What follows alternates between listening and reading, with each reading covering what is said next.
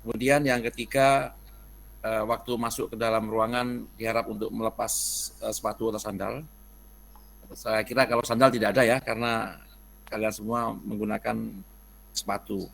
Kemudian dilarang membawa apapun ke dalam ruangan lab kecuali alat tulis. Saya kira itu yang perlu saya sampaikan. Oh ya, karena ini ada listening, maka diharapkan semua peserta. Kadang-kadang begini, yang kami siapkan itu headsetnya kurang nyaman di telinga adik-adik semua, anak-anak semua. Maka diharapkan membawa headset sendiri-sendiri. Dikhawatirkan tidak nyaman di telinga masing-masing. Tapi kalau seandainya terpaksa adik-adik atau anak-anak ini tidak punya headset, saya kira punyalah, semua anak yang punya HP pasti punya headset. Saya kira begitu. Sementara ini yang perlu saya sampaikan, barangkali ada yang mau tanyakan. Silakan. Baik, anak-anakku sekalian dan Bapak Ibu guru, ini mumpung ada Pak Rudi selaku koordinator lomba, kami persilahkan kita membahas dulu seputar English Olimpiade. Selanjutnya nanti kita bahas tentang prosedur sama reporter karena koordinator belum hadir. Ya, kami persilahkan anak-anak boleh mengangkat tangan atau ya silakan Mbak Sekar Rojabi, ya silakan. Ya, saya mau izin bertanya ya, Pak. Berarti kalau pakaian rapi itu bebas ya, Pak? Saya kira sebaiknya pakai seragam sekolah lah, biar kelihatan identitas sekolah masing-masing. Apakah pakaian bengkel atau pakaian seragam yang lain, yang jelas sebaiknya. Tapi ya saya kira begitulah baiknya, karena ini kegiatan sekolah ya, olimpiade sekolah, jadi sebaiknya menggunakan pakaian seragam sekolah. Apakah itu pakaian bengkel, pakaian alma mater, atau putih abu-abu, terserah. Itu yang saya. Jadi disarankan pakai seragam sekolah gitu ya, yang menjadi identitas gitu. Ya, betul. Sehingga kelihatan bahwa kalian tuh di sekolah yang sama. Ya Pak, terima kasih Pak. Oke. Ya, sama-sama. Ya, karena tanggal 3 itu sepertinya hari Sabtu ya kan Pak Rudi ya. Tanggal 3 itu kan hari Sabtu. Iya, betul. Ada beberapa sekolah yang libur, jadi kami minta tetap pakai seragam. Boleh putih abu-abu, boleh alma mater, atau boleh pakaian bengkel. Tapi pakaiannya tetap menunjukkan lambang sekolahnya atau alma maternya. Begitu ya? Oke. Ada lagi yang lain? Silakan. Mumpung ada Pak Rudi. Ya, Intan. Saya tambahkan ya, sebentar. Saya tambahkan. Oh, ya. Untuk masuknya, saya tambahkan dulu Pak. Sebentar. Silakan. Untuk masuknya saya ulang lagi. Sesi pertama itu jam 8 sampai jam 9.00, sehingga masuk ke dalam ruangan itu paling tidak 15 menit sebelum pelaksanaan, yaitu jam 7.45. Sedangkan untuk sesi 2 itu jam 10.00 sampai jam 11.00, sehingga diharapkan masuk ke dalam ruangan jam 9.45. Oke Pak.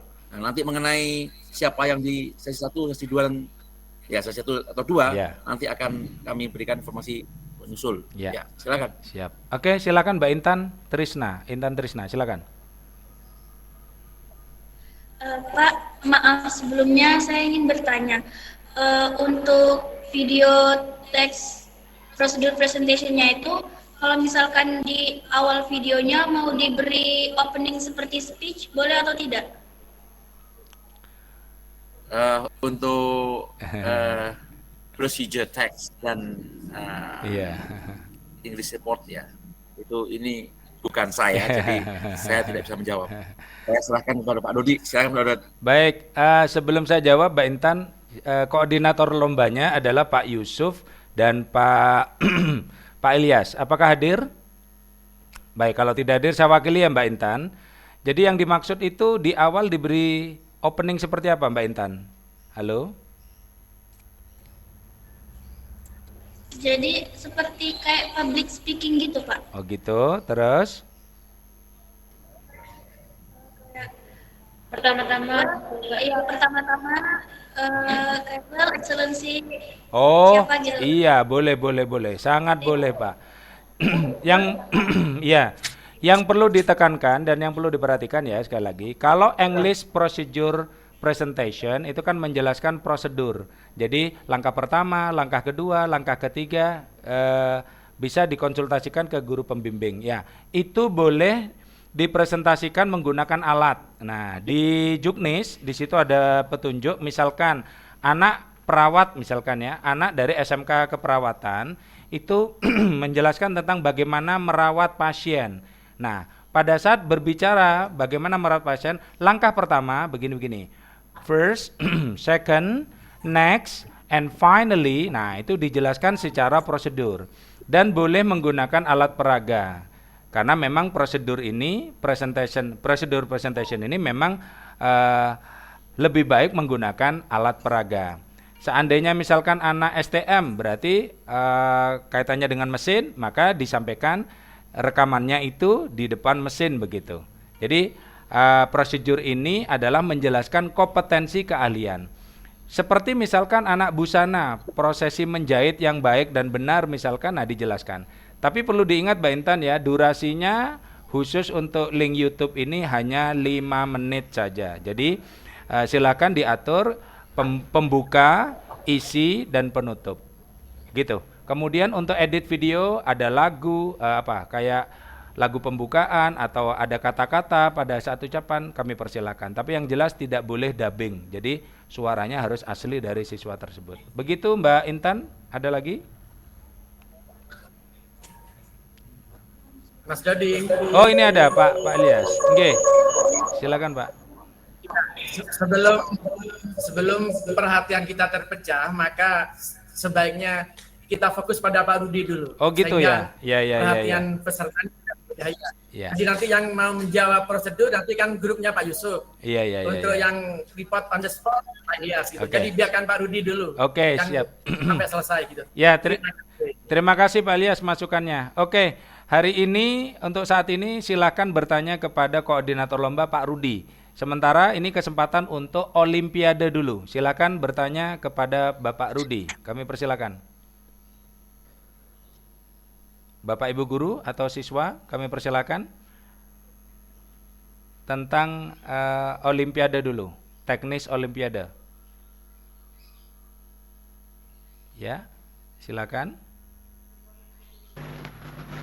Assalamualaikum Pak. Ya, silakan. Waalaikumsalam. Waalaikumsalam warahmatullahi wabarakatuh. Silakan Bu. Ya, saya Miss Riza dari SMK Perikanan dan Kelautan. Izin bertanya Pak Rudi. Iya, monggo bisa. Nggih. Untuk kriteria penilaian ini kan speed and accuracy ya Pak ya. Nah, apabila nauzubillah nanti di tengah-tengah di tengah-tengah sesi listening biasanya kan ada problem pada video atau pada Audio. headset yang dikenakan. Nggih, audio. Niki solusinya apakah waktu tetap berjalan atau bagaimana, Pak? Terima kasih. Wassalamualaikum. Ya, bagus. Baik Bu, terima kasih atas pertanyaannya. Saya kira begini Bu, kalau seandainya terjadi seperti itu supaya adil maka kita hitung berhentinya kapan, kemudian kita kurangi masa pembetulan selama teknisi kami akan membetulkan itu akan dikurangi selama itu yang diberikan kepada anak tersebut, sehingga ada rasa adil bagi mereka yang ternyata ada problem, asalkan segera melapor. Jadi di situ kan kami akan siapkan selain pengawas di ruang, kami adakan juga teknisi yang bisa membantu memperbaiki pesawat tersebut. Oke, baik Pak. Terima kasih jawabannya. Berarti nanti apabila ada problem teknis, anak-anak bisa raising hand terus bilang ke panitia, nggih? Iya, betul. Oh, ngoten. Kita catat, Nggih. jadi pengawas langsung segera mencatat timingnya itu seberapa, kemudian kita perhitungkan nanti dengan ditambahkan dikurangi dari waktu